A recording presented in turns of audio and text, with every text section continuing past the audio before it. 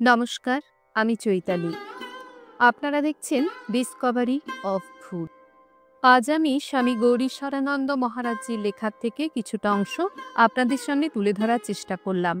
চ্যানেলটি ভালো লাগলে সাবস্ক্রাইব করে রাখুন, বেল আইকন প্রেস করে অল নোটিফিকেশন অন করুন, যাতে নতুন ভিডিও এলেই আপনার কাছে সরাসরি পৌঁছে যায়।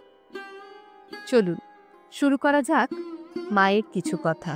তিনি লিখেছেন, আমার ছোটবেলা থেকেই বাগান করার ঝোঁক ছিল।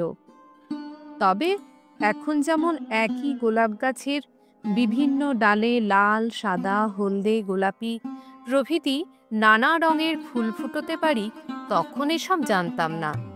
কিন্তু তখন জয়রামবাটিতে এক দিন মা একটি ফুলও পুজোর জন্য পেতেন না। শুধু তুলসী পাতা, দূর্বা, বেলপাতা ও চন্দন দিয়ে মা ঠাকুরের উদ্দেশ্যে বলতেন, ঠাকুর আজ একটি ফুলও জোটেনি, এইসব নিয়েই সন্তুষ্ট হও।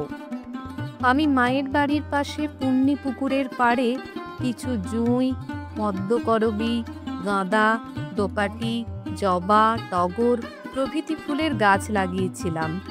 ওইসব ফুল পেয়ে মা কত খুশি। একদিন দেখি দুপুরে বিশ্রামের পর মা জুঁই গাছের গোড়া খুঁড়ছেন।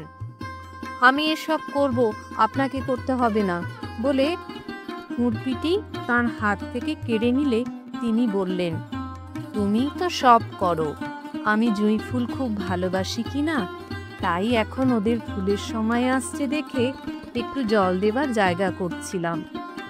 যখন পদ্মকরবীর গাছে প্রথম ফুল ফোটে, মা কাউকে পুজোর জন্য ফুল তুলতে দেননি।